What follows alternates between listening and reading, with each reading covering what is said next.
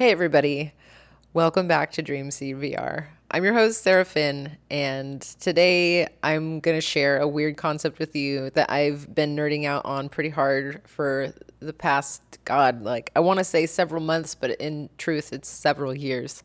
I want to share a little bit about something called parasocial relationships with you. I feel like it's pretty fitting to tackle this now. Towards the end of the pandemic, most of us in isolation have been inadvertently being pushed towards parasocial dynamics because of our interactions with the internet. But I'm particularly interested in talking about this as it relates to new media, including social media and VR. So forgive me, I'm really out of practice. It's been a number of months since I've made an episode for a number of reasons that I'll share with you at the end of the video, which definitely inspired me choosing now to be the moment that we tackle this interesting topic. But seeing as I'm so out of practice, I hope that you'll bear with me and my presentation style. And I'm going to hold the mic just because this is a very wordy episode and I want the audio quality to be better. And I'm in my new studio, which is fabulous, but I'm still getting used to it. So bear with me. We're going to jump in. So most younger people are familiar with a slang term called stan or stan culture, or I stan this person, or I stan that person. And I'm an old lady at this point. I did not know what it meant. But what's funny is that it's actually referring to it, the original reference comes from an Eminem song called Stan, which I'm very familiar with. I was a teenager when that album came out. I loved the album and, I knew all those songs.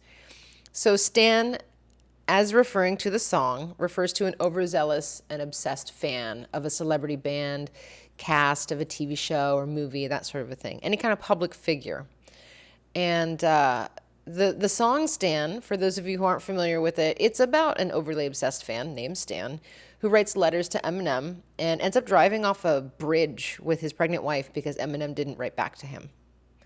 So in a disturbing trend, the Stan culture has been increasingly normalized in the media over the past few years in particular. And so we're going to dive into the psychological phenomenon known by its more formal name, parasocial relationships. So a parasocial interaction refers to a kind of psychological relationship experienced by an audience in their mediated encounters with performers in the mass media, particularly on television or online platforms. This refers to a one-sided relationship with the celebrity, where the fan knows everything about the subject and feels close to them, but there's no chance of reciprocity. The concept of a parasocial relationship was created by Donald Horton and R. Richard Wohl in 1956. There are many examples of it in modern culture. The largest and earliest example of this phenomenon is going to be found in the Beatlemania craze of the 1960s. So this is one of my favorite little nuggets of knowledge on a related concept regarding breaking the fourth wall. There's a famous pianist named Liberace who is the first person to intentionally spike the studio camera. And to spike a camera means to look directly into the camera, which is considered a production no-no. As the first person to do this, he actually was consciously utilizing it as a way of connecting with the audience, watching his performance from their home in their living rooms. And this in and of itself was a kind of birth of intentional parasocial gestures a performer created to make the audience feel more directly addressed on a quasi-personal level. So these same techniques have been integrated into media styles, from late night talk shows to children's television.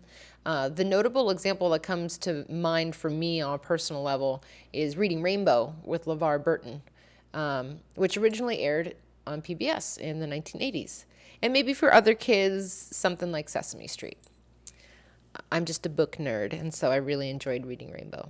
So now that media is evolving from television to the internet, and from the internet branching out into the metaverse, how does the definition of parasocial change? Let's explore in a little bit more depth what parasocial dynamics actually entail. And then from there, we'll go ahead and relate those new developments in interactive media. So in the past, it's been defined as exclusively a one-sided relationship where the person extends their emotional energy and interest and time while the other party, the public figure, celebrity, or whatever other kind of social persona, is completely unaware of the other person's existence. Parasocial relationships are most common with celebrities, even organizations like sports teams or television stars. And now they even extend into things like live streamers and social media influencers and virtual beings. It would seem that, like with television, the human brain has a hard time distinguishing between real life social interactions and those that are curated in the media. It's been shown that when people are watching TV, that their brains go into like a trance-like state and it augments brain waves. So some of the ill effects of parasocial relationships include the behavior causing problems with real life relationships and the media addiction as well as dependency. For instance, people who have parasocial relationships with celebrities sometimes even progress into something that's called celebrity worship. So there are three different kinds of, or levels rather, of parasocial relationships. They're depicted in something called the absorption addiction model. And referring back to the kinds of personality types that are more or less susceptible, it seems as though extroverts are more likely to be at the less intense levels, referred to as entertainment social levels, neurotics at the intense personal level, and psychotics at what's called the borderline pathological level, supporting what is called the absorption addiction model. So we're going to go into those three stages in a little bit more higher detail here. So we've got stage 1, refers to entertain and social. So the two researchers who suggested this, Giles and Maltby, suggest that most people engage in parasocial relationships at some point in their lives, but most stay at this first level, the entertainment social level. Whereas celebrities, they're seen as like a source of entertainment, and it's a topic for lighthearted gossip amongst friends. This is the least intense level of celebrity worship. Stage 2 is intense personal. This is a deeper level of parasocial relationship. It's at this level where people have a more intense relationship with the celebrity. For example, they might see them as a soulmate, or they may have an intense interest in their personal life, like their dress sense, or food they like, or entertainment that they take part in. This type of parasocial relationship is typical for teenagers that seem obsessed with every little detail about their favorite celebrity's lifestyle.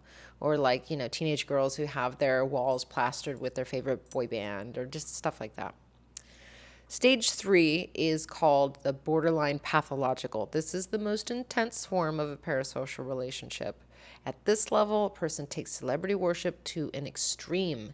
They develop obsessive fantasies about the celebrity. They spend large sums of money to obtain memorabilia, and they may even engage in illegal activities like stalking. At this level, it's also usual for people to believe that if only they were given a chance to meet their favorite celebrity in person, that their feelings would be reciprocated. So it's been proposed that the absorption addiction model has insights how to explain these parasocial relationships.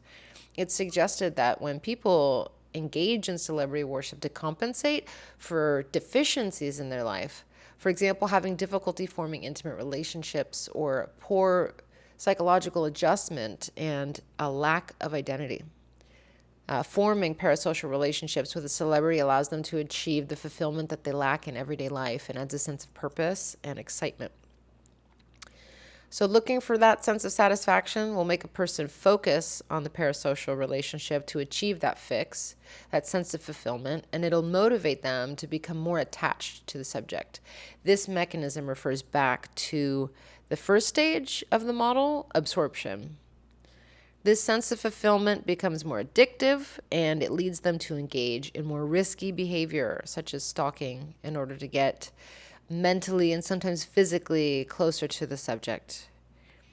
So folding into another theory is attachment theory explanation for parasocial relationships.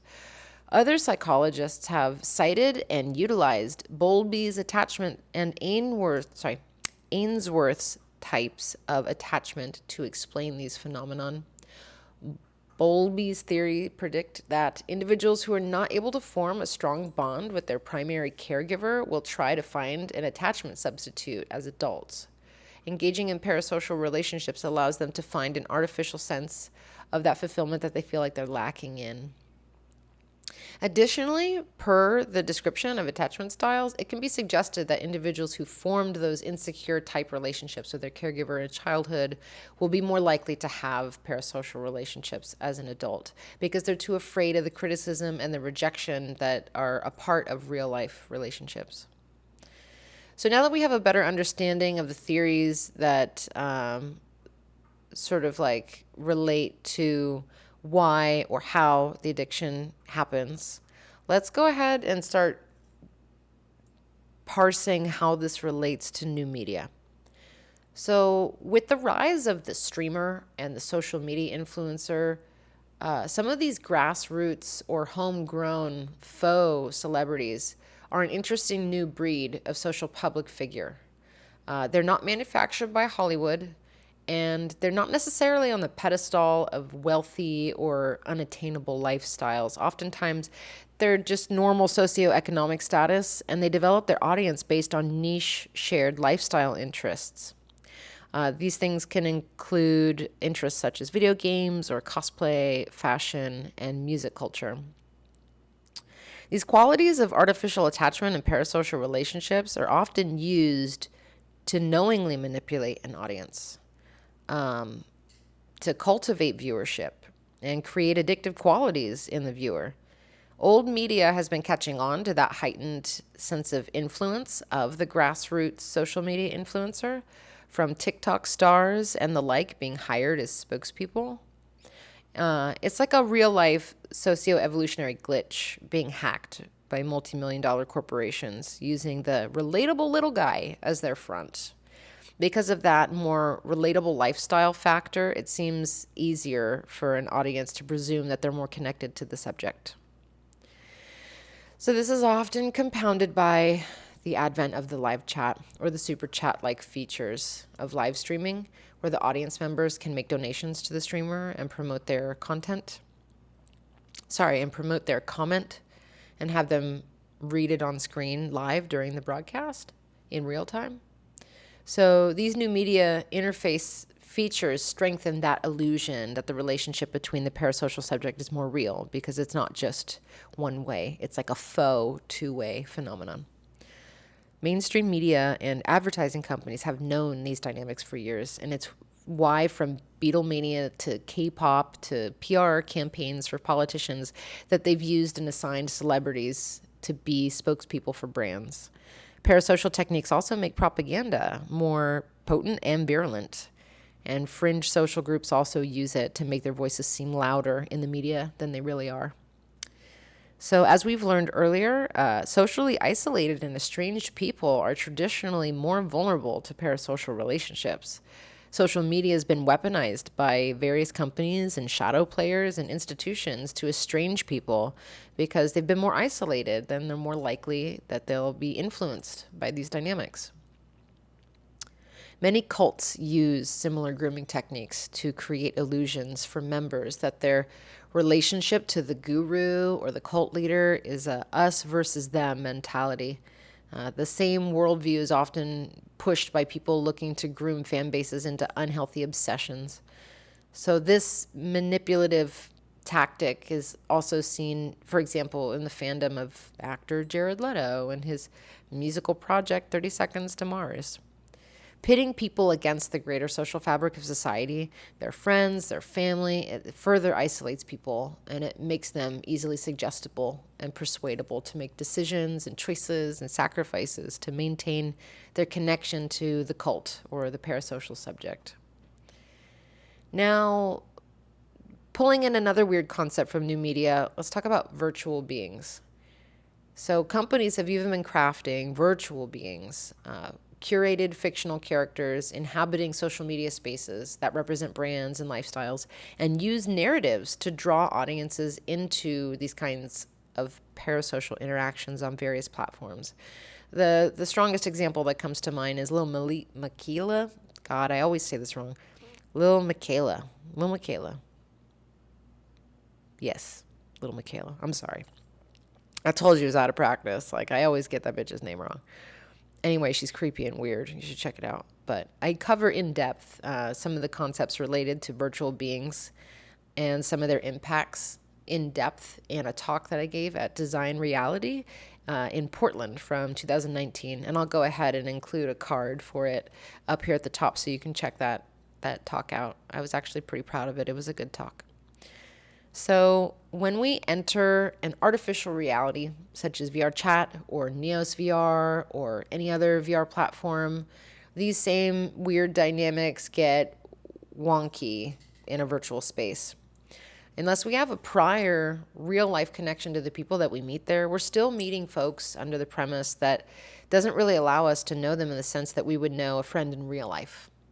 For example, knowing a person's actual name is an integral part of the accountability that's ingrained into a social contract in the real world. For example, you can't report an avatar to the police with the same immediacy that you can a person's legal name.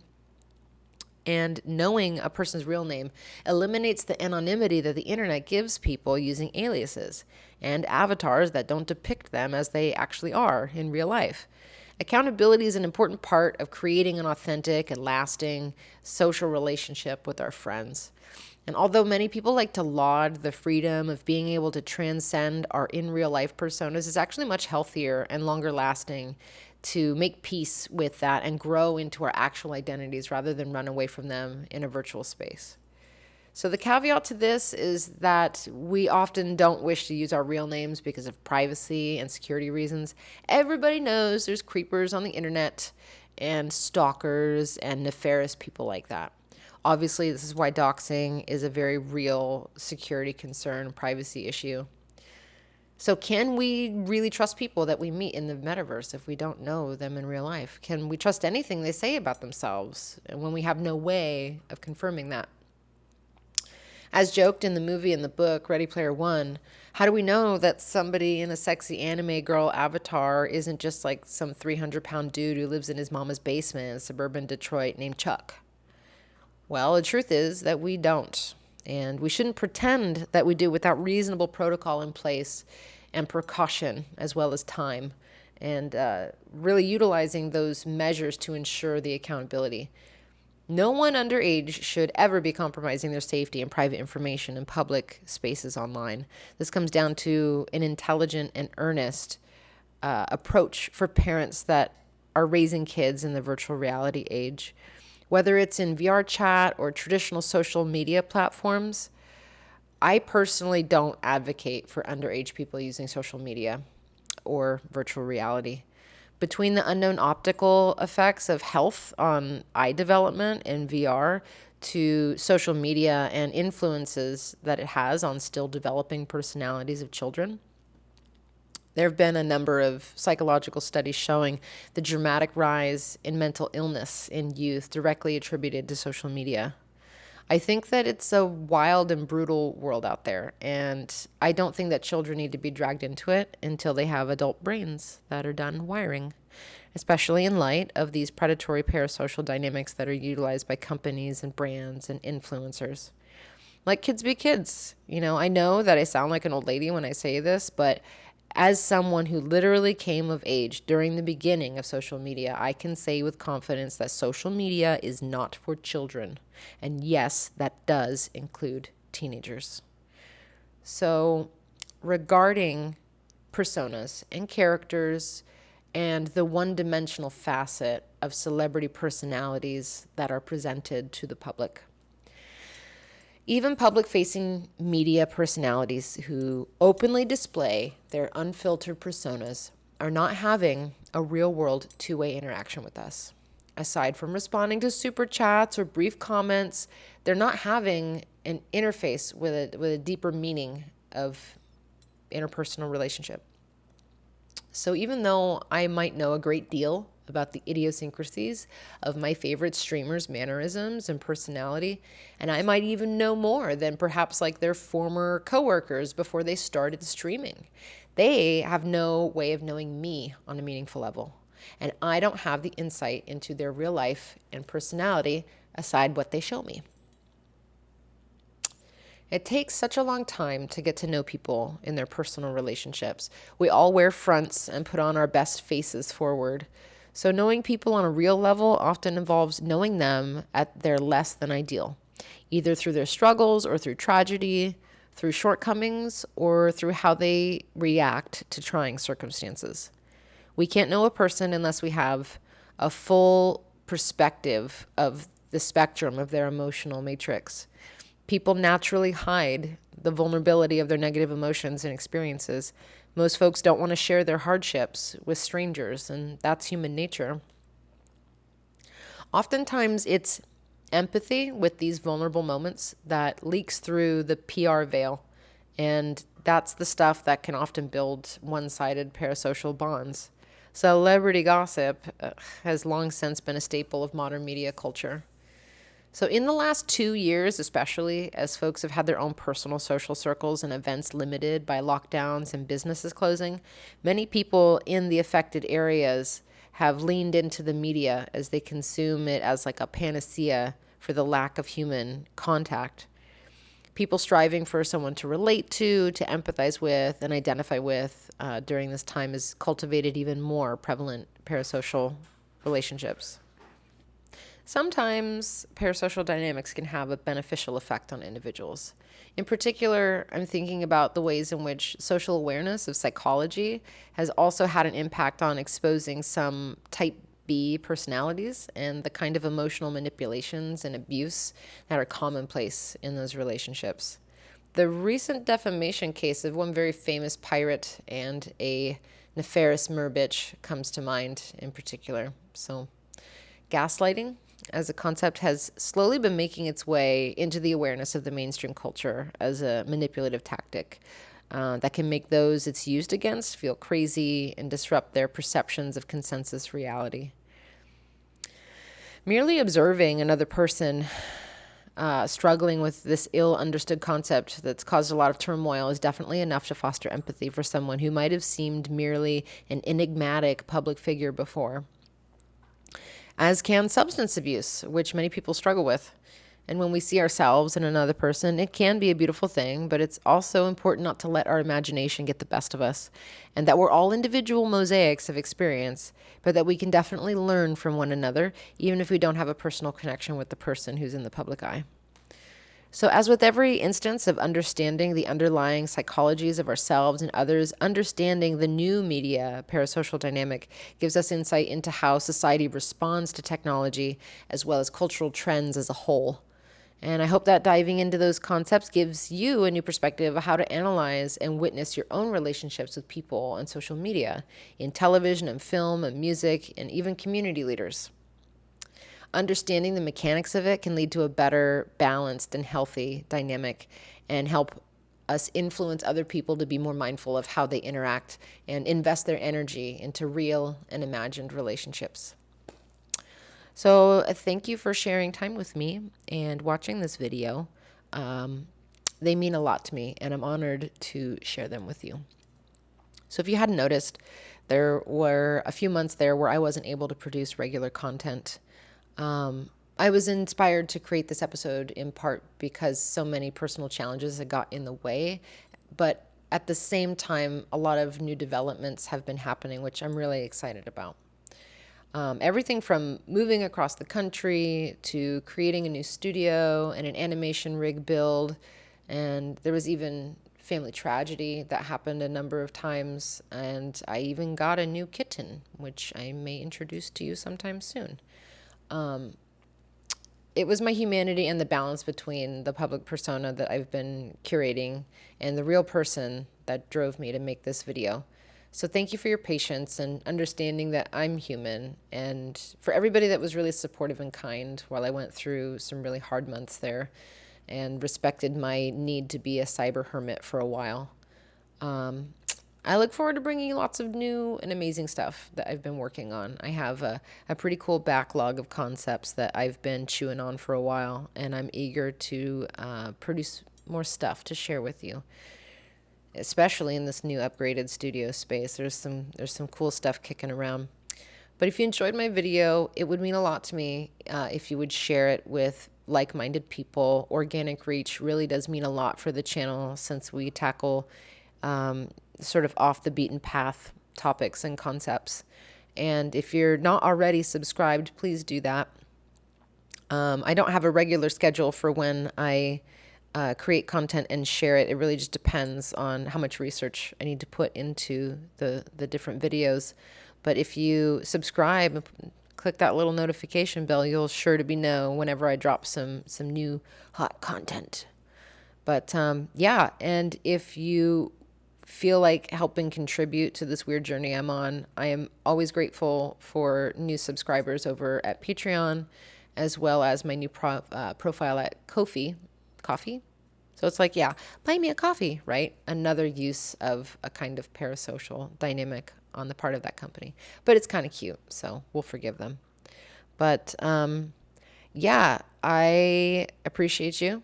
Thank you for sharing your brains and eyeballs and time with me on this weird little rock hurtling into the future.